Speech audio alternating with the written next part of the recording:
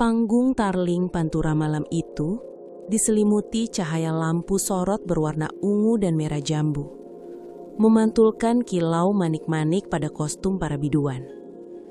Pesta rakyat ini adalah medan tempur, tempat di mana tahta hiburan regional dipertaruhkan.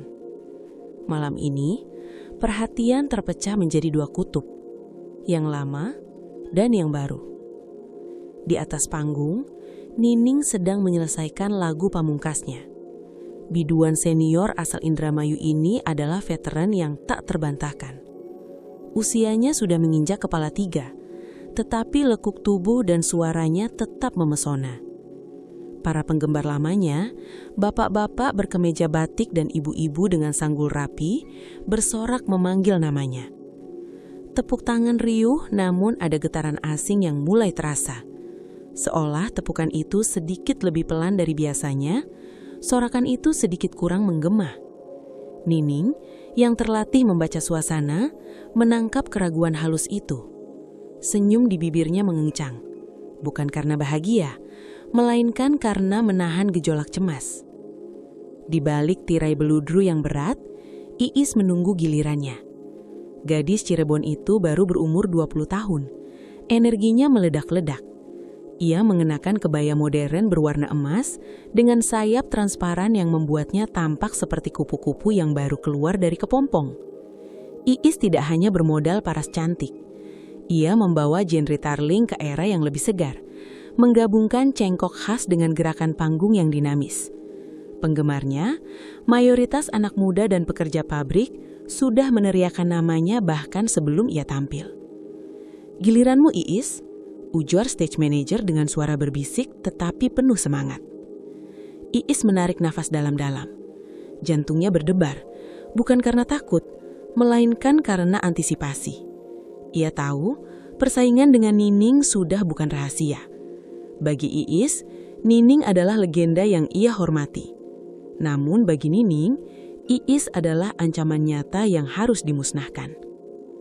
Saat Iis melangkah ke panggung, suasana alun-alun berubah drastis. Sorak-sorai yang tadinya agak loyo tiba-tiba menjadi tsunami suara. Penonton muda di depan panggung melompat, mengangkat ponsel untuk merekam. Mata mereka terpaku pada Iis. Cahaya emas dari kostumnya seolah memakan cahaya panggung lainnya. Iis mulai menyanyikan lagu barunya. Sebuah kisah pilu tentang cinta yang dikhianati, tetapi dengan irama yang mengajak tubuh bergerak. Ia bergerak lincah, matanya berinteraksi dengan penonton, menciptakan ikatan pribadi yang kuat. Di ruang ganti yang pengap, Nining menonton Iis dari layar monitor kecil. Wajahnya yang biasanya anggun kini mengeras, rahangnya terkatup rapat. Ia melihat bagaimana Iis memanipulasi emosi penonton, bagaimana setiap hentakan kakinya disambut histeria. "Anak baru itu, dia mencuri panggungku," gumam Nining getir pada asisten pribadinya.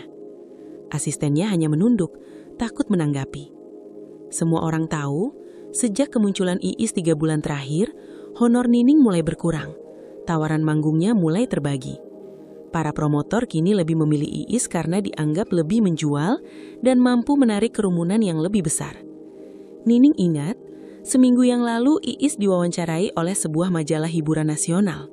Foto Iis terpampang besar, diulas sebagai harapan baru Tarling Pantura. Sementara ia, Nining, hanya disebut sebagai biduan senior yang masih bertahan. Kata bertahan itu menusuknya lebih dalam daripada pisau. Ia tidak mau hanya bertahan. Ia adalah ratu. Ia harus mendominasi. Saat Iis mencapai puncak lagu, ia melakukan gerakan khasnya, menjentikkan selendang emas ke udara, dan di saat yang sama kembang api kecil di sisi panggung meledak sempurna. Sebuah koordinasi panggung yang mewah, yang jelas-jelas dirancang untuk mengalahkan penampilan sederhana Nining. Nining bangkit dari tempat duduknya. Emosi meluap.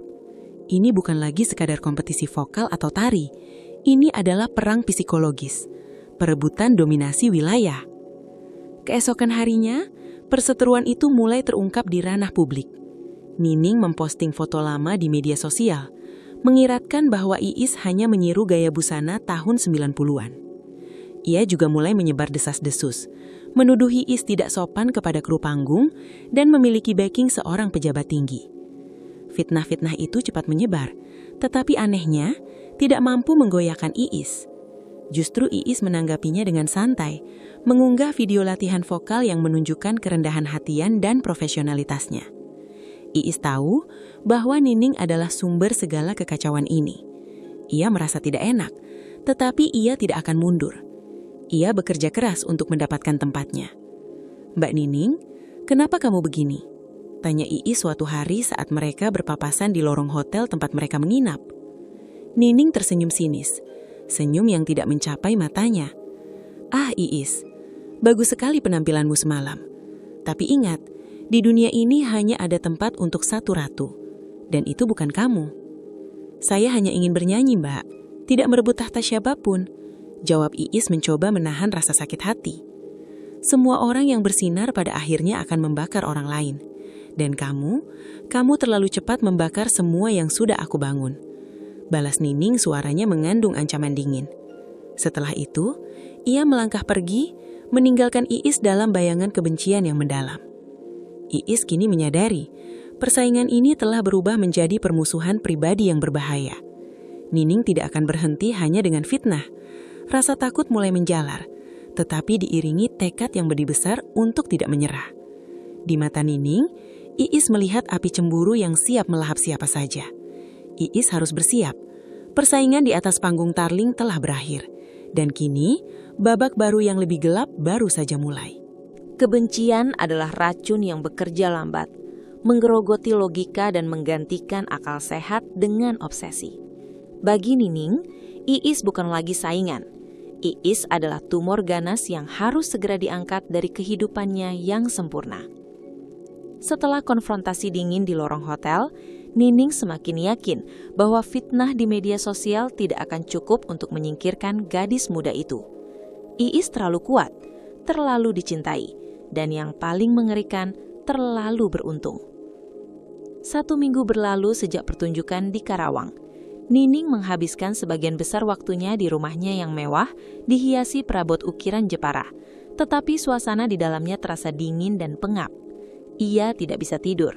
Setiap kali memejamkan mata, ia melihat wajah bersinar Iis di atas panggung, mendengar sorakan penonton yang seharusnya ditujukan kepadanya. "Ini harus dihentikan dengan cara apapun," bisik Nining pada dirinya sendiri di depan cermin.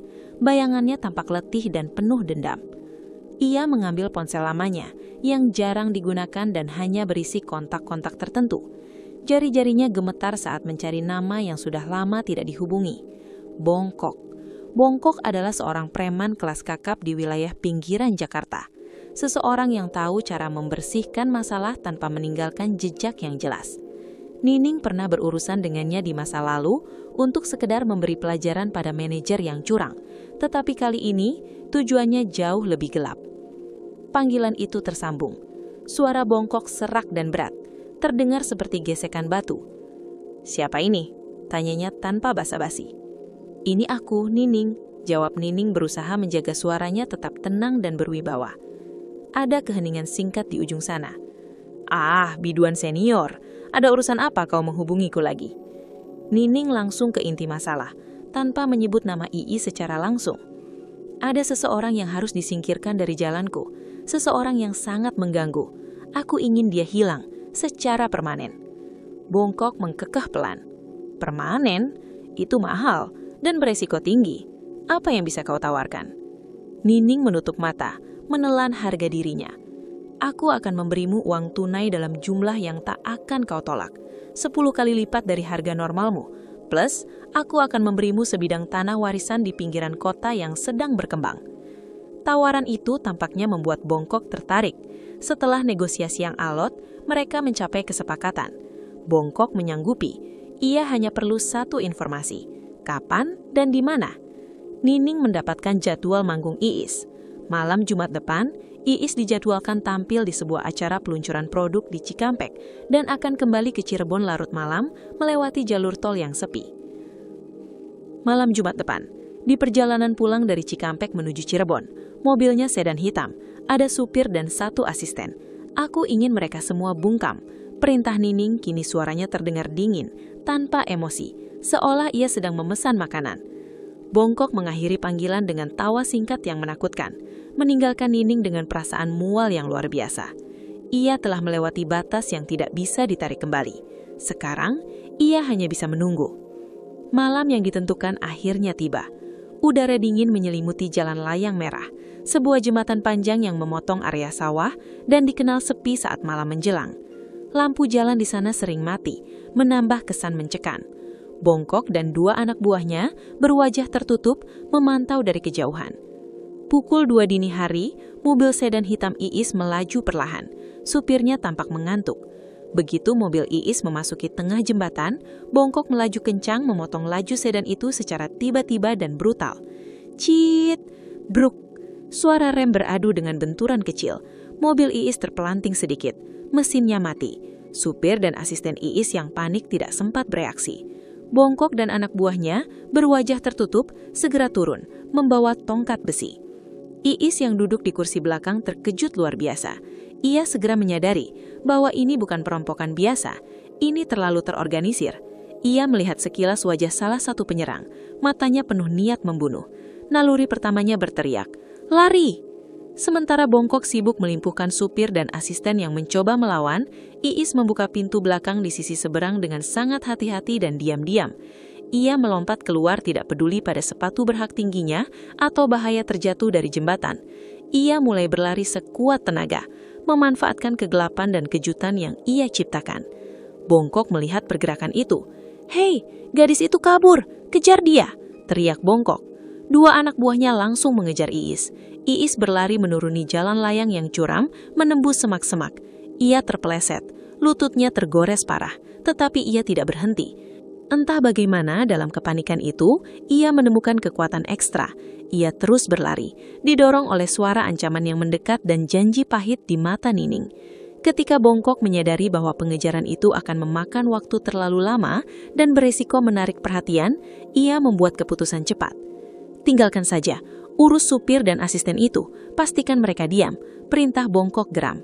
Setelah memastikan 2 orang di mobil sedan itu terluka parah dan tak sadarkan diri, Bongkok dan anak buahnya segera menghilang dalam kegelapan. Misi mereka gagal, Iis lolos. Iis bersembunyi di balik pohon besar di pinggir jalan, menyaksikan van itu melaju menjauh. Hanya setelah keheningan kembali, ia membiarkan dirinya roboh ke tanah. Terengah-engah, tubuhnya gemetar besar. Lututnya berdarah, kebayanya robek, tetapi ia masih hidup. Keesokan harinya, berita percobaan pembunuhan Iis menyebar cepat. Polisi memulai penyelidikan. Nining yang mendengar berita itu berpura-pura terkejut dan mengirim bunga mahal kepada Iis di rumah sakit. Namun di balik topeng keprihatinan, hati Nining terbakar oleh amarah dan kekalahan. Ia telah gagal total. Di rumah sakit, Iis menatap buket bunga dari Nining. Ia tahu, dari senyum sinis yang ia lihat di lorong hotel, bahwa Nining pasti ada di balik acara mengerikan itu. Upaya pembunuhan itu hanya menguatkan satu hal dalam pikiran Iis. Nining adalah musuh yang jauh lebih berbahaya daripada yang ia bayangkan. Iis menutup matanya, mengambil keputusan yang berat. Jika serangan fisik tidak berhasil, Nining pasti akan beralih ke cara lain. Ia harus mencari perlindungan, kekuatan yang setara atau bahkan lebih kuat dari yang dimiliki Nining. Kegagalan Bongkok adalah pukulan telak bagi Nining. Tidak hanya membuang banyak uang, tetapi kegagalan itu juga membuat Iis semakin waspada. Dan parahnya lagi, menyisakan jejak luka fisik pada diri Iis yang menimbulkan simpati publik. Tekanan dari media massa membuat Nining harus terus berakting, mengirim pesan dukungan palsu dan menunjukkan wajah prihatin. Namun, di balik dinding rumahnya yang sunyi, amarah Nining berubah menjadi obsesi yang menghanguskan. "Ilmu biasa tidak mempan padanya," gumam Nining. Ia mulai meyakini bisikan para penggemar lama, Iis pasti dilindungi oleh khodam atau pagar gaib yang kuat. Jika begitu, pertarungan tidak lagi berada di ranah manusia, melainkan di alam kegelapan. Nining mengatalkan semua jadwal manggungnya selama 2 hari. Ia memutuskan untuk mengunjungi seseorang yang namanya selalu disebut-sebut dengan nada ketakutan, Ki Suta. Ki Suta adalah dukun paling legendaris dan paling ditakuti di wilayah barat Indramayu.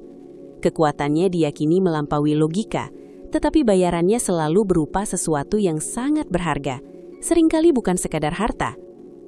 Malam itu, Nining menyetir sendiri mobilnya menuju desa terpencil, jauh dari penerangan kota. Jalanan berbatu dan sempit, diapit oleh hutan jati yang lebat dan terasa mencekam.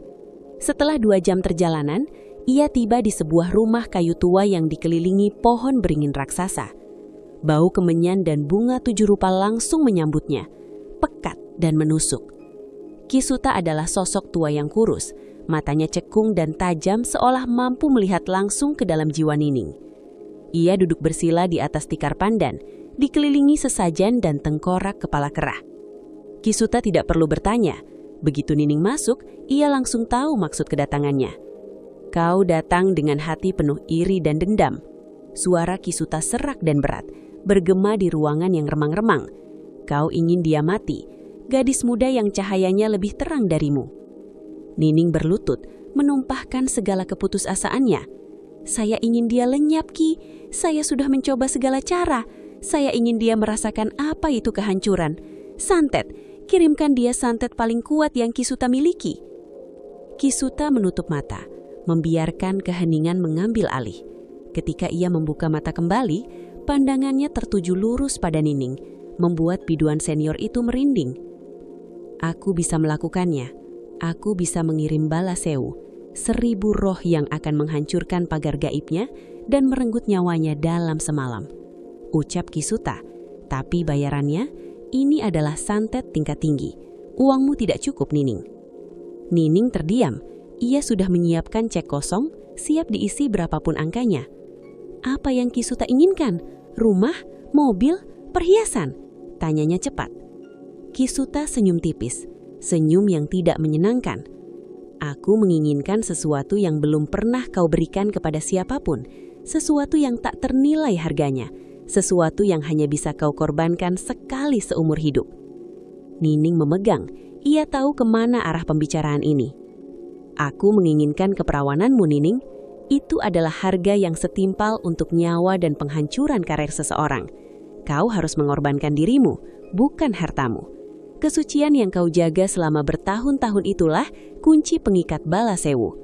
Tuntut Kisuta, nadanya datar seolah ia sedang meminta segelas air. Dunia Nining serasa runtuh. Ia adalah wanita yang sangat menjaga diri dan citra kesuciannya di depan publik, meski hidup di dunia hiburan malam. Ia mempertahankan harga dirinya sebagai kompensasi atas kesuksesannya. Air mata mulai menggenang di mata Nining. Haruskah ia mengorbankan kehormatan yang ia pegang teguh demi memenangkan persaingan ini? Haruskah ia menukar keperawanan dengan darah Iis? Kisuta melihat kebimbangan itu dan hanya menunggu. Keputusan ada di tanganmu, Ratu Tarling. Tetap memegang kehormatanmu dan biarkan gadis itu mengambil semuanya, atau berikan kepadaku dan kau akan kembali menjadi yang tak terkalahkan. Pikiran Nining berputar-putar liar. Panggungku, popularitasku, sorotan itu semua akan hilang jika Iis tetap ada. Bayangan wajah Iis yang bersinar, tepukan riuh yang ditujukan pada gadis itu terasa lebih menyakitkan daripada tuntutan Kisuta. Dengan tangan gemetar, Nining menyeka air matanya. Ekspresi ragu di wajahnya perlahan digantikan oleh tekad yang dingin dan gelap. Ia telah kehilangan segalanya dalam perang ini, dan ia tidak mau kalah di babak final. Saya setuju, Ki, bisik Nining. Suaranya nyaris tak terdengar. Ambil apa yang kau mau, tapi pastikan Iis mati dan hancur tanpa sisa, hidupnya dan semua yang ia banggakan. Senyum kemenangan Kisuta melebar. Ia bangkit, mengambil dupa yang asapnya mengepul tebal dan menyuruh Nining mengikuti ke ruangan belakang yang lebih gelap. Malam itu, di bawah rembulan yang tersembunyi, Nining mengorbankan sesuatu yang tak bisa dibeli dengan uang, menukarnya dengan kekuatan kegelapan. Setelah ritual yang mengerikan selesai, Kisuta memberikan Nining sebuah kotak kayu kecil berisi bubuk hitam. Ini adalah pemicunya. Saat kau yakin Iis berada di tempat yang paling rentan, taburkan bubuk ini sambil menyebut namanya 3 kali. Maka bala sewu akan bekerja, tubuhnya akan membeku, jiwanya akan terkunci, dan ia akan mati dalam kesendirian. Jelas Kisuta, sekarang pergilah dan nikmati kemenanganmu. Nining meninggalkan rumah Kisuta dalam keadaan hancur, tetapi sekaligus merasa penuh kekuatan yang baru dan menakutkan. Ia telah membayar harga yang tak terbayangkan. Ia kini adalah senjata, siap menghancurkan Iis. Luka di lutut Iis belum sepenuhnya sembuh, tetapi luka di hatinya jauh lebih parah. Serangan brutal di Jembatan Merah memberinya kesadaran pahit. Persaingan ini adalah soal hidup dan mati. Setiap kali ia memejamkan mata, ia melihat kilatan besi di kegelapan. Dan ia tahu pasti, Nining tidak akan berhenti. Kecurigaannya terkonfirmasi ketika malam hari ia mulai merasakan hawa dingin yang tak wajar di kamarnya, meskipun suhu udara normal. Ia merasakan desiran energi aneh, seolah ada mata tak terlihat yang mengawasinya, mencoba menembus pertahanannya. "Ini bukan lagi preman, ini ilmu hitam," bisik Iis. Iis membulatkan tekad. Ia harus mencari perlindungan. Setelah bertanya pada beberapa orang tua yang dihormati di Cirebon, ia mendapatkan nama yang berbeda dari Ki Suta yang kejam, Ki Lewu. Ki Lewu dikenal sebagai seorang pertapa di kaki Gunung Ciremai. Ia bukan dukun yang menjanjikan kekayaan atau dendam, melainkan seorang yang berilmu tinggi, menggunakan pengetahuannya untuk menolong orang dari kejahatan gaib. Reputasinya adalah tentang ketulusan dan kebijaksanaan. Dini hari, Iis diantar oleh supir barunya, seorang kerabat jauh yang dipercaya penuh, menuju lokasi Ki Lewu. Perjalanan menanjak dan berliku, menembus hutan pinus yang sunyi. Setelah berjalan kaki menyusuri jalan setapak selama hampir 1 jam, Iis tiba di sebuah padepokan sederhana yang terbuat dari bambu. Tempat itu terasa damai dan sejuk, jauh dari hiruk-pikuk panggung hiburan. Seorang pria parubaya dengan sorot mata teduh menyambutnya. Pakaiannya sederhana, dan wajahnya memancarkan ketenangan. "Selamat datang, Iis," sapa Ki Lewu, seolah ia sudah menunggunya. Ia tersenyum lembut. "Kau datang membawa beban yang berat, ditandai oleh energi jahat yang mengikutimu." Iis langsung bersujud di hadapan Ki Lewu. Air matanya menetes. "Tolong Ki, saya mohon perlindungan.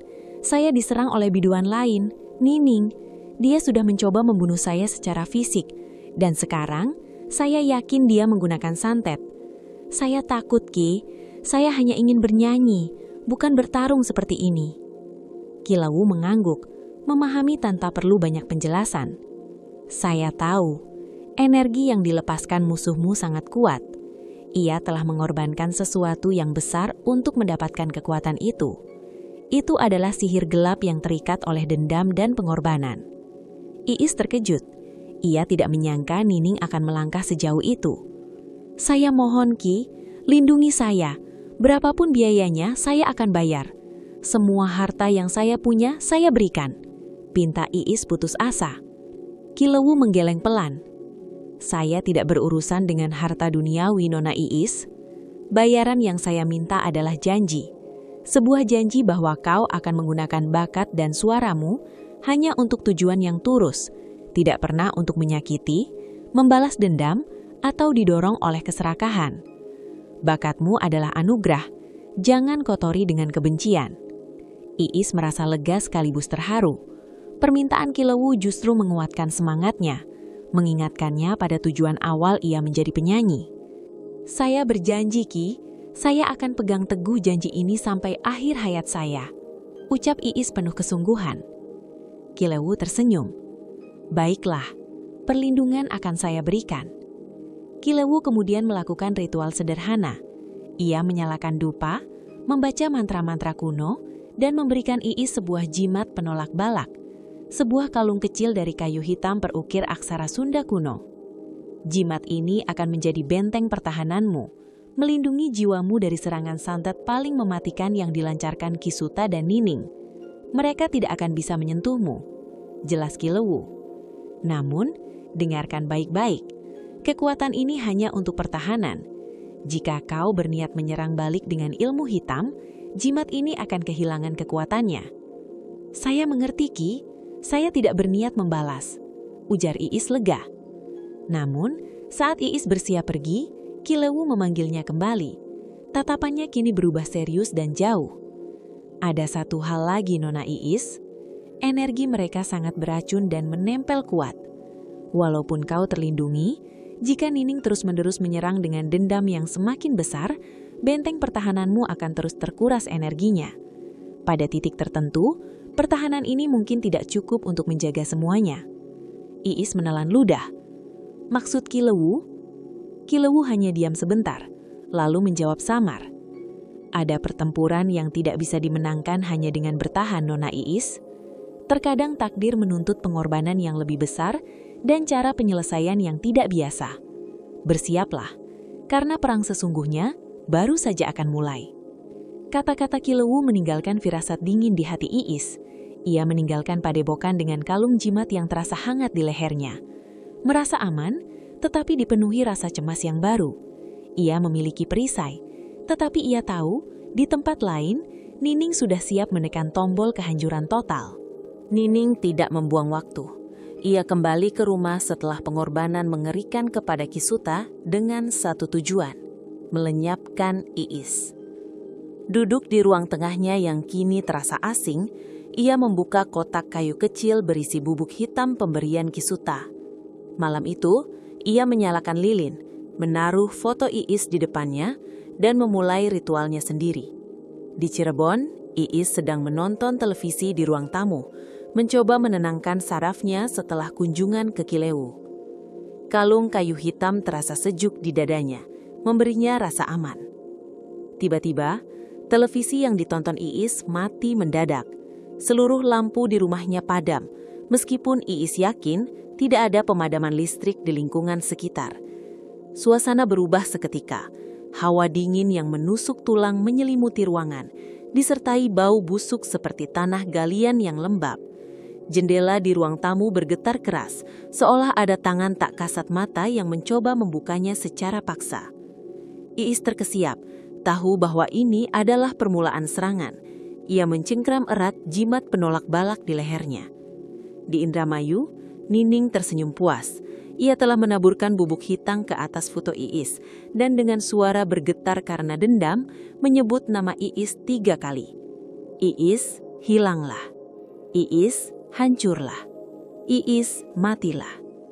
Seketika, di rumah Nining, badai gaib juga terjadi. Angin kencang tiba-tiba menyapu ruangan, memadamkan lilin, dan membuat sesajen berantakan. Nining menjerit kaget, tetapi ia tahu ini adalah reaksi dari serangan balik. Benteng pertahanan Iis sedang melawan. Di rumah Iis, keadaan semakin mengerikan. Jimat penolak balak bersinar redup. Kalung itu mengeluarkan panas luar biasa yang menjalar ke dada Iis, seperti kompor yang menyala. Iis meringis kesakitan, tetapi ia tahu panas itu adalah energi yang dibakar oleh Kilewu untuk menahan serangan. Di saat yang sama, di atas atap rumah Iis terdengar suara seperti ribuan kuku yang mencakar genteng. Plafon kamar Iis retak dan melengkung, seolah ada beban tak terlihat yang menindihnya dari atas. Kemudian, di lantai kamar muncul serpihan tanah basah, seolah ada yang menggali dari dalam.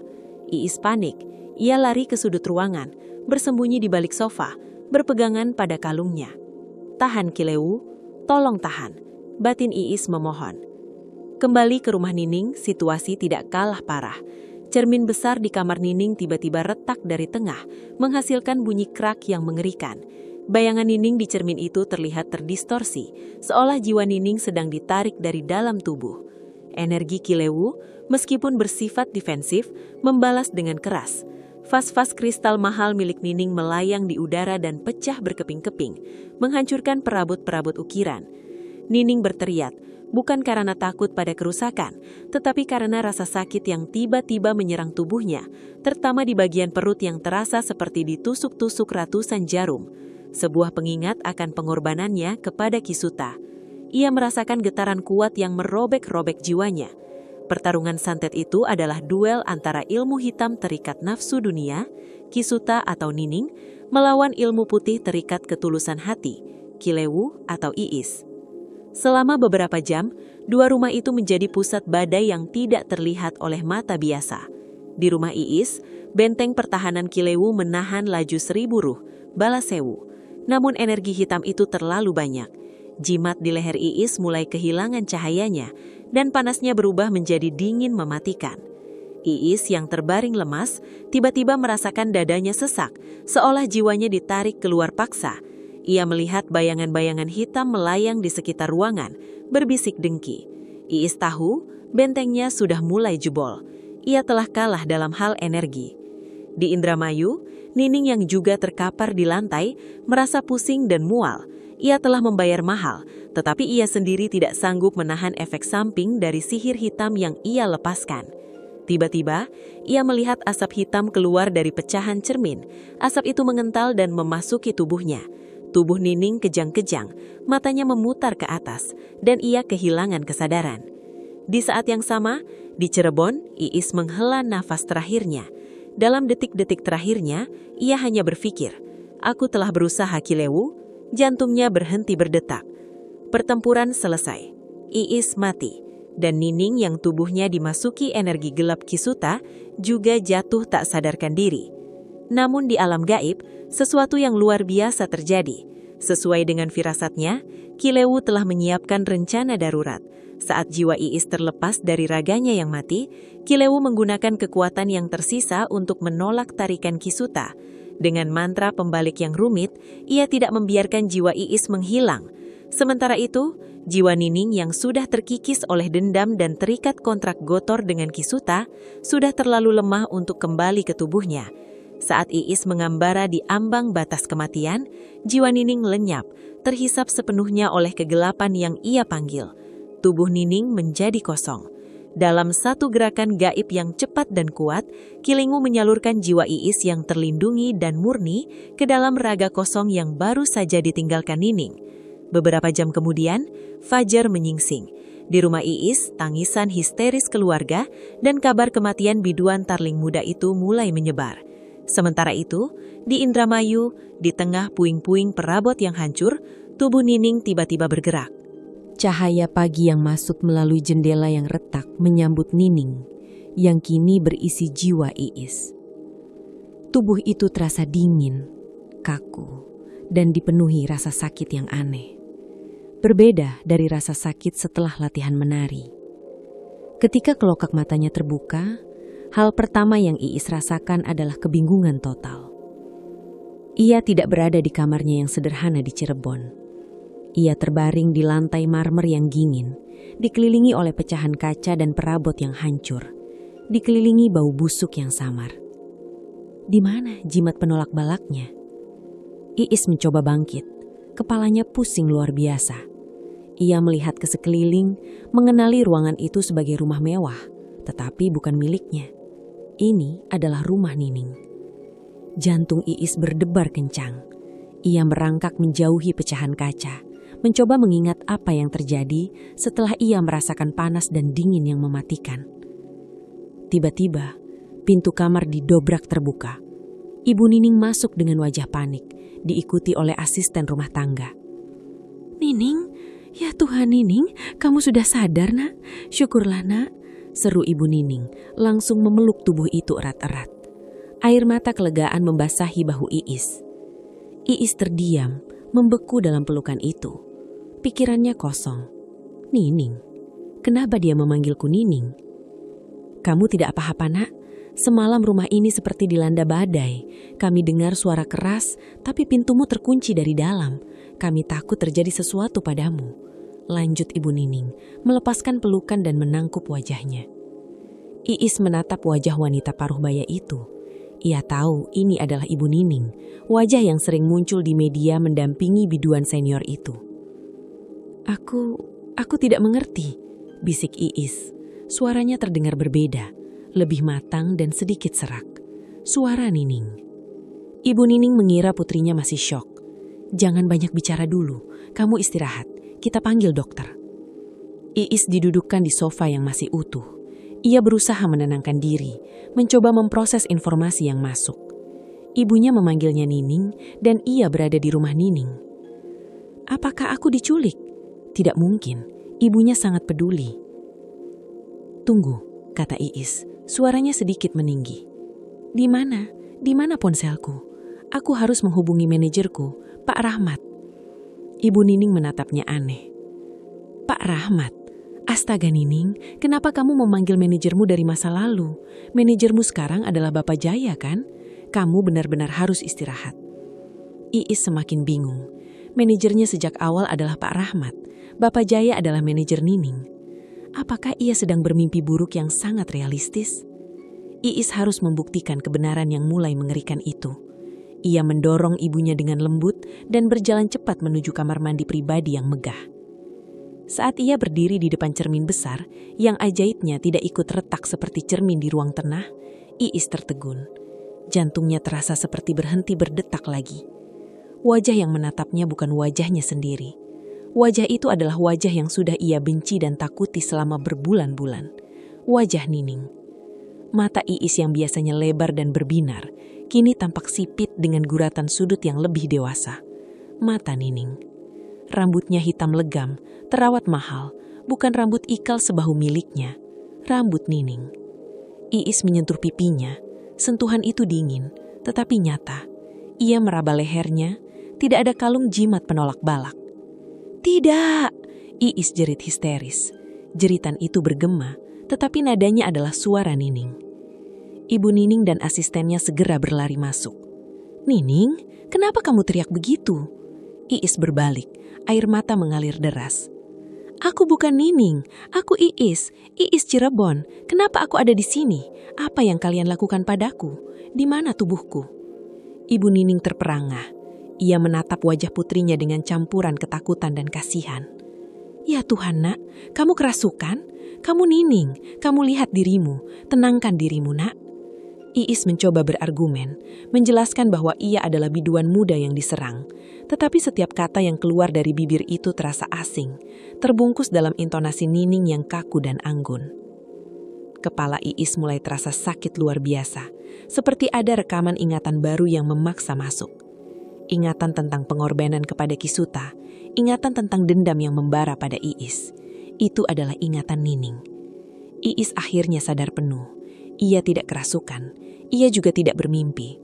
Jiwa Nining telah mati dan terhisap kegelapan. Dan jiwanya, jiwa Iis, telah dipindahkan oleh Kilewu ke dalam raga kosong milik Nining. Iis menatap kembali bayangan Nining di cermin. Air matanya perlahan berhenti. Kehancuran rumah ini adalah pertarungan santet. Kematian yang ia rasakan adalah kematian tubuhnya. Dan kebangkitan ini adalah jebakan yang tidak bisa ia hindari. Ia kini adalah Nining, tetapi dengan ingatan penuh bahwa ia adalah Iis. Ia telah mengalahkan musuhnya dengan cara yang paling ironis dan mengerikan. Dengan gemetar, Iis membalikkan badan dan menghadap ibunya. Ia menarik nafas dalam, menekan kepribadiannya yang ceria, dan mencoba meniru ketenangan aristokratis Nining. Maafkan aku, Bu, kata Iis, dalam tubuh Nining, mencoba membuat suaranya lebih rendah dan mantap. Aku hanya sangat syok melihat kekacauan di rumah. Aku butuh udara segar. Aku akan keluar sebentar. Ibu Nining langsung lega. Syukurlah nak, jangan pergi jauh ya, pulih dulu. Iis hanya mengangguk kecil. Ia harus segera pergi. Ia harus mencari tahu apa yang sebenarnya direncanakan oleh Kilewu. Hanya satu orang yang bisa menjelaskan kegilaan ini.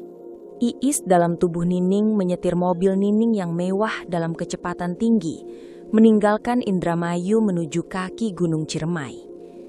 Ia mengendarai mobil itu dengan canggung. Tubuh Nining terasa lebih tinggi, pergerakannya lebih anggun, dan cara ia duduk pun terasa asing. Semua ini terasa seperti mengenakan topeng yang menempel permanen. Pikirannya dipenuhi kekacauan. Di satu sisi, ia selamat, ia hidup. Di sisi lain, ia telah kehilangan identitasnya dan terjebak dalam raga musuhnya. Ia telah melihat berita kematian dirinya sendiri di ponsel Nining yang sempat ia gunakan. Iis, biduan muda berbakat, tewas secara misterius di rumahnya. Kesedihan dan kemarahan bercampur menjadi satu. Kilewu, mengapa kau melakukan ini? Saat tiba di kaki gunung, Iis memarkir mobilnya jauh dari padepokan Kilewu. Ia tidak ingin menarik perhatian. Ia berjalan kaki menyusuri jalan setapak yang familiar, tetapi kini ia berjalan dengan langkah Nining yang panjang dan penuh percaya diri. Sebuah ironi yang menyakitkan. Ketika Iis sampai di padepokan, Kilewu sudah duduk di teras, menunggunya dengan ekspresi tenang, seolah ia sudah tahu persis kapan Iis akan tiba. "Aku tahu kau akan datang, Nona Iis," sapa Kilewu tanpa sedikit pun terkejut melihat wajah Nining di depannya. Iis langsung meledak. Ia berlari mendekat dan berlutut di depan Kilewu, bukan untuk menghormat, melainkan karena kelelahan emosi. "Apa maksud semua ini, Ki?" teriak Iis. Suaranya yang keluar adalah suara Nining, membuat amarahnya terdengar sedikit lebih parau. "Saya meminta perlindungan, bukan untuk dipindahkan ke dalam tubuh pembunuh saya. Saya mati, Ki. Tubuh saya hancur. Kenapa?" Kilewu membiarkan Iis meluapkan emosinya. Keheningan padepokan membuat suara Nining yang berteriak itu terdengar menggema dan menyedihkan. "Duduklah, Nona Iis. Amarahmu adalah amarah yang sah. Tetapi pahamilah, ini adalah satu-satunya jalan keluar," ujar Kilewu lembut. Iis duduk, menyeka air mata dengan tangan Nining yang lentik. Serangan Kisuta dan Nining terlalu kuat. Energi gelap itu terikat oleh kontrak darah dan pengorbanan suci Nining. Ia menukar harga dirinya demi nyawamu. Benteng yang saya pasang hanyalah perisai, bukan senjata pemusnah. Ketika serangan itu mencapai titik puncak, tubuhmu akan mati. Itu adalah takdir yang tak terhindarkan. "Kalau begitu biarkan saya mati, biarkan jiwa saya tenang," balas Iis frustasi. "Tidak bisa. Jika jiwamu mati, ia akan diseret ke alam gelap oleh bala sewu sebagai trofi kemenangan Nining dan Kisuta. Saya tidak bisa membiarkan jiwa yang murni terperangkap dalam kegelapan yang busuk. Satu-satunya cara untuk menyelamatkanmu dan untuk mengakhiri siklus kejahatan Nining adalah dengan memutus mata rantainya." Kilewu menjelaskan bahwa pada saat klimaks pertarungan santet, jiwa Nining sudah terlalu rusak dan lemah karena kontrak Kisuta, sehingga dengan mudah terlepas dan terhisap oleh kegelapan yang ia panggil sendiri. Kilewu memanfaatkan celah kosong itu. Tubuh ini kosong, dan jiwa Iis adalah jiwa yang paling murni dan paling kuat energinya saat itu. Saya menyalurkan jiwamu ke raga ini untuk memberimu kehidupan baru. Tubuh Nining hidup, tetapi kini ia adalah wadah bagi kebaikanmu. Iis alias Nining terdiam. Ia memproses kengerian dan kejeniusan rencana ini. Ia hidup, tetapi di dalam kulit musuhnya. "Bagaimana dengan tubuh Nining?" tanya Iis, suaranya bergetar. "Dia mati, jiwanya telah binasa," jawab Kilewu. "Tubuh ini hanyalah cangkang. Secara hukum dan tampilan, kau adalah Nining. Semua orang akan melihat Nining yang kembali, Nining yang bangkit dari bencana." Kilewu menatap Iis dalam-dalam. "Kau kini memiliki kesempatan kedua, bukan hanya untuk hidup, tetapi untuk memperbaiki keadaan. Nining adalah biduan yang arogan dan kejam. Kini kau bisa menjadi Nining yang baik, Nining yang rendah hati. Kau bisa menebus citra yang ia rusak. Ini adalah takdirmu yang baru, Iis. Kau harus menjalaninya." Kemarahan Iis mulai meredah, digantikan oleh rasa tertekan yang mendalam. Ia adalah Iis, tetapi ia harus hidup dengan semua beban Nining dan sejarah Nining. Ia harus berinteraksi dengan keluarga, manajer, dan penggemar Nining, berpura-pura menjadi seseorang yang ia benci. "Hanya kau yang tahu, Ki. Hanya kita yang tahu kebenarannya," bisik Iis. Kilewu mengangguk. "Ya, dan janjimu yang kau buat padaku untuk menggunakan bakatmu dengan tulus kini menjadi lebih penting. Kau adalah Iis, biduan dari Cirebon yang kembali ke panggung dengan wajah Indramayu. Jangan sia-siakan kesempatan ini." Iis berdiri seperlahan, merasakan berat tubuh Nining yang sekarang menjadi miliknya. Ia menatap ke arah gunung, menerima kenyataan yang absurd dan menyakitkan. Pertengkaran telah usai, kini yang tersisa hanyalah penerimaan. Ia harus kembali ke dunia hiburan, tetapi sebagai Nining. Keputusan untuk menerima takdir ini terasa seperti menelan pil pahit. Setelah meninggalkan padepokan Kilewu, Iis, dalam tubuh Nining, kembali ke rumah mewah di Indramayu. Ia harus bertindak secepatnya sebelum ada yang curiga terhadap Nining yang tiba-tiba berperilaku terlalu sopan atau terlalu sering tersenyum.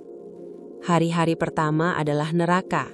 Iis harus belajar meniru tingkah laku Nining yang anggun dan sedikit sombong. Di depan Ibu Nining, ia berusaha keras menirukan nada bicara dan gerak-gerik khas Nining, meskipun ia merasa jijik setiap kali melakukannya. Keluarga Nining mengira perubahan sikap itu adalah efek samping dari syok pasca serangan goib, atau mungkin Nining telah sadar dan berubah menjadi pribadi yang lebih baik.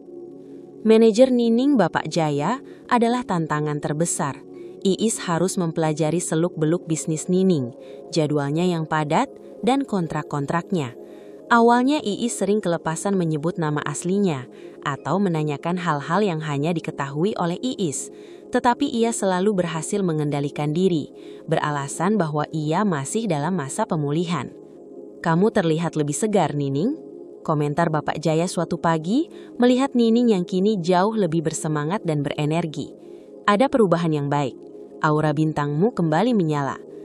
Iis hanya tersenyum tipis. Senyum Iis bukan Nining, dan segera menyadari kesalahannya, lalu merubah ekspresinya menjadi sedikit angkuh, persis seperti Nining. "Tentu saja Pak Jaya, Ratu Tarling tidak akan pernah tumbang," jawabnya menggunakan kalimat andalan Nining. Hal yang paling sulit adalah kembali ke panggung. 3 minggu setelah kebangkitan Nining, Bapak Jaya mengatur sebuah pertunjukan besar untuk mengumumkan kembalinya sang biduan senior. Malam itu, Iis berdiri di balik panggung, mengenakan gaun panggung Nining yang mahal dan berkilauan, tetapi jiwanya terasa tertekan. Ia akan menyanyi dengan wajah musuhnya. Saat musik intro mulai dimainkan, Iis melangkah ke atas panggung. Sambutan penonton luar biasa. Mereka bersorak memanggil Nining dengan penuh kerinduan. Iis mulai menyanyi. Awalnya ia menggunakan teknik vokal Nining yang lebih berat dan berwibawa. Namun perlahan, jiwa Iis mengambil alih. Ia menyanyikan lagu itu dengan cengkok Iis yang khas Cirebon, dengan penjiwaan mendalam dan gerakan panggung yang lincah dan tulus, jauh dari gaya Nining yang biasanya kaku dan hanya mengandalkan kemewahan. Para penonton terhipnotis. Mereka melihat Nining tetapi mendengar dan merasakan energi Iis. "Nining sekarang lebih hidup," teriak seorang penggemar di barisan depan. "Gaya barunya luar biasa, dia seperti terlahir kembali," sahut yang lain. Publik mengira Nining telah menemukan kembali semangatnya, bahwa ia telah belajar dari keterpurukan. Mereka melihat biduan senior yang berubah menjadi lebih memesona dan rendah hati dalam penampilan. Iis menemukan kepuasan yang aneh. Ia telah kembali ke dunia yang ia cintai. Ia telah mengalahkan Nining bukan dengan membalas santet, tetapi dengan mengambil alih identitasnya dan membersihkan citra buruknya. Nining, si biduan kejam, secara efektif telah dihapuskan dan digantikan oleh Iis yang turus. Namun di tengah semua tepuk tangan dan pujian, rasa dingin tak terhindarkan tetap ada. Setiap pujian yang ditujukan pada Nining menusuknya. Ia adalah bintang yang bersinar, tetapi dengan nama dan wajah palsu. Hanya ia dan Kilewu yang tahu bahwa Ratu Tarling yang baru ini hanyalah hantu yang mendiami raga lama. Iis, sebagai Nining, mulai memegang kendali penuh atas kekaisaran Tarling yang dibangun Nining. Ia memecat beberapa kru Nining yang terlibat dalam fitnah. Ia juga menggunakan uang Nining untuk membantu beberapa musisi lokal yang kesulitan, menepati janji ketulusan yang ia buat kepada Kilewu. Hidup baru ini memang aneh, tetapi Iis mulai menikmatinya. Ia kembali meraih mikrofon, kembali merasakan gemuruh panggung. Ia adalah Iis yang tak terkalahkan, yang kini memimpin dengan tangan yang lebih kuat dan wajah yang lebih familiar. Tetapi ketenangan itu hanya bertahan sementara. Dunia hiburan adalah roda yang terus berputar, selalu haus akan wajah baru. Kemenangan Iis dalam tubuh Nining terasa manis selama beberapa bulan. Ia berhasil membersihkan nama Nining di mata publik, mengubah arogansi menjadi keanggunan yang bersahaja, dan memimpin panggung Tarling dengan dominasi yang tak tertandingi. Kehidupannya kini stabil, mewah dan dipenuhi sorotan, meskipun ia selalu membawa beban rahasia. Namun, di dunia hiburan yang bergerak cepat, tahta tidak pernah bertahan lama. Sekitar 5 bulan setelah kebangkitan Nining, sebuah nama baru mulai disebut-sebut di setiap sudut Pantura. Tasya.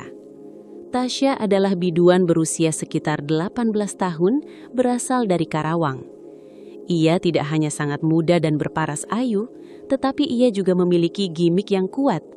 Ia selalu tampil dengan sentuhan etnik modern, memadukan batik Cirebonan dengan gaun kotur masa kini. Tasya membawa energi ceria dan kepolosan, sesuatu yang sudah lama hilang dari panggung Tarling. Awalnya Iis alias Nining tidak terlalu peduli. Ia menganggap Tasya hanya sensasi sesaat. Namun Bapak Jaya mulai sering menyebut nama Tasya dalam rapat. Bapak Jaya berkata suatu sore dengan nada suara yang terdengar cemas. "Nining, kita harus hati-hati. Penjualan album Tasya melampaui rekormu bulan ini. Dan yang paling mengkhawatirkan, anak itu berhasil menarik penggemar kita, terutama kalangan muda." Iis alias Nining menonton penampilan Tasya di YouTube. Gadis itu memang luar biasa. Gerakannya luas, suaranya jernih, dan ia memancarkan karisma alami yang kuat. Melihat Tasya di layar, Iis merasakan sesuatu yang dingin dan familiar menusuk hatinya. Ketakutan. Ketakutan yang persis sama yang pernah ia lihat di mata Nining setahun yang lalu, kini ia rasakan sendiri. Ia takut kehilangan dominasi, takut kembali tergeser ke posisi senior yang bertahan, takut popularitas yang ia bangun dengan darah dan pengorbanan ini direbut oleh wajah yang lebih segar. Ironisnya, Iis yang dulu adalah pendatang baru yang mengancam, kini adalah ratu yang terancam. Ia adalah Nining, sang senior yang khawatir tahtanya runtuh. "Tasya ini terlalu cepat naik daun," ujar Iis alias Nining dengan nada yang tiba-tiba terdengar dingin, mirip dengan nada asli Nining yang dulu. "Dia didukung penuh oleh investor besar, Nining. Anak ini berbahaya," bisik Bapak Jaya. Situasi mencapai puncaknya di festival musik Pantura berikutnya. Iis alias Nining tampil sebagai penutup, tetapi Tasya tampil tepat sebelum dia. Ketika Tasya menyelesaikan lagunya, sorakan penonton bergemuruh, bahkan lebih lama dan lebih meriah daripada sambutan untuk Nining. Selama jeda, Iis alias Nining berdiri di belakang panggung, menyaksikan penggemar Tasya memegang poster besar dan meneriakkan nama gadis itu berulang kali. Kemarahan lama Nining yang terpendam di dalam tubuh itu seolah bangkit dan merasuki jiwa Iis. Ia mulai berpikir bahwa tulus atau tidak tulus, ia harus melindungi posisinya. Janji kepada Kilewu terasa samar-samar di tengah gemuruh cemburu. "Aku tidak bisa mati 2 kali. Aku telah membayar harga yang terlalu mahal untuk tubuh ini," pikir Iis alias Nining. Pikiran itu berubah menjadi tekad yang gelap. Iis alias Nining mulai menggunakan sisa-sisa koneksi gelap Nining untuk mencari informasi tentang Tasya. Ia menyebarkan gosip halus tentang keaslian vokal Tasya. Namun Tasya selalu berhasil membersihkan namanya. Melihat bahwa taktik manusia tidak berhasil, pikiran Iis alias Nining melayang kembali ke masa lalu. Ia mengingat kekuatan gelap Kisuta, kekuatan yang mampu memusnahkan lawan secara total. Ia memiliki kekuatan Nining sekarang, termasuk sisa-sisa pengetahuan tentang dunia hitam. "Aku tidak akan menggunakan santet pembunuh, tapi mungkin hanya sedikit sihir penghambat, agar dia jatuh dari panggung, agar suaranya serak." Batin Iis alias Nining mulai tawar-menawar dengan hati nuraninya. Perasaan pahit karena harus kehilangan kekuasaan lebih besar daripada ketakutannya pada karma. Iis alias Nining akhirnya mengambil keputusan yang mengerikan. Ia akan menghentikan Tasya. Dengan wajah yang kembali mengeras, dipenuhi ambisi yang kini sama gelapnya dengan Nining yang asli, Iis alias Nining menghubungi salah satu orang kepercayaan lama Nining, berniat mencari dukun lain yang bisa membantunya melumpuhkan Tasya, memastikan bahwa sejarah dirinya dan Nining tidak akan terulang, tetapi kali ini ia yang menjadi pelaku utamanya. Sementara Iis alias Nining sibuk dengan rencana gelapnya, ia tidak menyadari bahwa Tasya bukanlah pendatang baru yang polos. Gadis muda itu telah mengamati persaingan di Pantura dan ia tahu kisah-kisah mengerikan tentang biduan yang menghilang. Malam itu, Tasya yang sudah tahu bahwa persaingan tidak akan dimenangkan hanya dengan suara, diam-diam meninggalkan rumah. Ia pergi ke seorang dukun di daerah lain yang terkenal dengan ilmu proteksi yang mematikan. "Saya ingin melindungi diri dari Nining, Tuan," kata Tasya kepada dukun itu. "Saya tahu dia tidak akan berhenti dengan cara yang bersih. Saya ingin memastikan dialah yang jatuh, bukan saya." Dukun itu menyambutnya dengan senyum dingin. Nining, yang baru bangkit dari kematian itu, ia membawa aura yang sangat unik.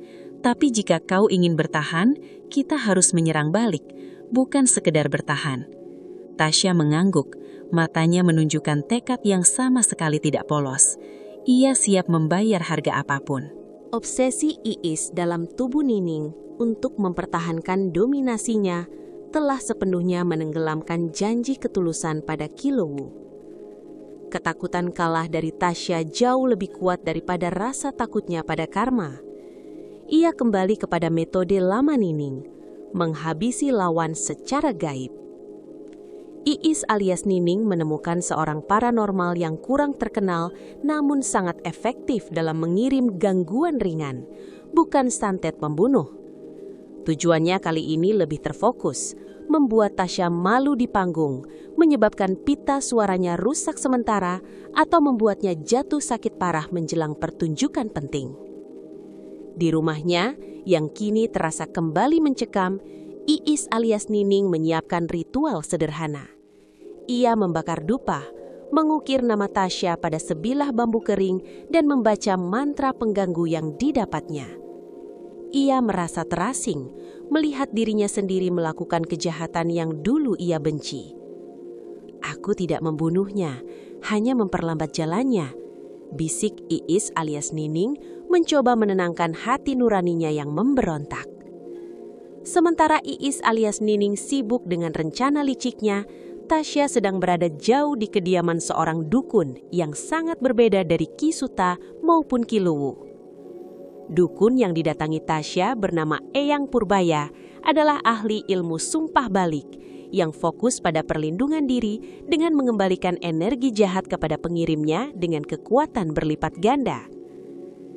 Tasya tidak meminta Eyang Purbaya mengirim santet. Ia meminta perlindungan yang bersifat ofensif. "Nining sudah mencoba membunuh biduan lain sebelumnya, Tuan. Saya tidak ingin menjadi korban berikutnya," kata Tasya, matanya tegas dan tanpa gentar. "Saya ingin dia merasakan dampak penuh dari niat buruknya sendiri." Eyang Purbaya tersenyum puas. Ia melihat bahwa Tasya memiliki ambisi yang membara, tetapi juga kehati-hatian yang licik. Eyang Purbaya kemudian memulai ritual perlindungan untuk Tasya, menciptakan semacam perisai cermin yang tidak hanya memantulkan serangan balik, tetapi juga menyerap dan menggandakan energi buruk sebelum dilemparkan kembali ke pengirim asalnya. Siapapun yang mengirim niat jahat kepadamu, Tasya, akan menerima 1000 kali lipat dari apa yang mereka kirimkan.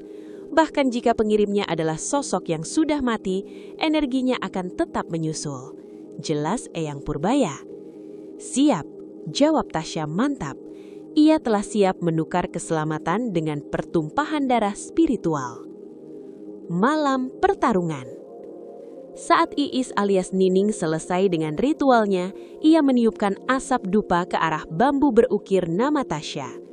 Dalam hatinya, ia berharap Tasya akan jatuh sakit keesokan harinya. Tiba-tiba, udara di kamar Nining terasa bergetar hebat. Tidak ada kerusakan fisik seperti saat duel santet sebelumnya, tetapi sensasi metafisik yang dirasakan Iis alias Nining jauh lebih kuat. Ia merasakan gelombang energi hitam yang baru saja ia kirimkan, tiba-tiba kembali menabraknya dengan kekuatan yang luar biasa dan melumpuhkan. Boom! Rasanya seperti jiwanya ditinju telak. Iis alias Nining ambruk. Tubuh Nining kejang, mulutnya mengeluarkan busa putih. Efek sumpah balik Tasya bekerja sangat cepat dan brutal. Dalam keadaan setengah sadar, Iis alias Nining mendengar bisikan parau di telinganya. Itu bukan suara Ki Suta, melainkan suara Eyang Purbaya. Kau telah mengirimkan kejahatan, kau akan menerima keadilan. Iis alias Nining terkapar di lantai. Ia tidak hanya merasakan efek dari mantra yang ia kirim, tetapi juga semua energi gelap yang tersisa di tubuh Nining dari perjanjian dengan Kisuta. Tubuh itu, yang merupakan wadah pinjaman, tidak mampu menahan tabrakan energi buruk ganda tersebut. Saat ia berjuang untuk bernafas, satu pikiran terakhir muncul di benak Iis. Ia telah berjanji kepada Kilewu untuk menjadi tulus. Kini ia telah melanggar janji itu. Di padepokan Kilewu, sang dukun tua merasakan gejolak energi yang mengerikan. Ia menghela nafas panjang, kecewa. Nona Iis, kau telah memilih jalan musuhmu, gumam Kilewu. Ia tahu, ia tidak bisa lagi mencampuri takdir. Kembali ke rumah Nining, tubuh Iis alias Nining masih kejang. Namun serangan balasan gaib itu ternyata tidak membunuh raga Nining. Tubuh itu hanya lumpuh, terikat oleh kekuatan gaib, tidak bisa bergerak maupun berbicara. Keesokan harinya, publik dikejutkan oleh dua berita. Tasya berhasil tampil memukau, mengukuhkan dirinya sebagai Ratu Tarling Pantura yang baru, menerima semua pujian dan kontrak baru. Sementara itu, Nining ditemukan oleh keluarganya dalam keadaan koma yang misterius. Para dokter tidak menemukan penyakit fisik apapun, namun Nining tidak sadarkan diri, seolah jiwanya terkunci di dalam tubuhnya. Nining yang berjiwa Iis telah kembali ke panggung, namun kini ia diam dan lumpuh di tempat tidurnya. Tasya telah naik tahta, bukan hanya dengan bakat, tetapi juga dengan kekuatan kegelapan yang sama liciknya. Tasya tahu, ia tahu Nining tidak bersih, dan ia telah mengalahkan Iis yang menyamar menjadi Nining. Di dalam tubuh yang terkunci, Iis terjebak. Ia telah menggunakan kekuasaan musuhnya dan berakhir dengan takdir musuhnya pula, jatuh dalam keheningan yang mematikan.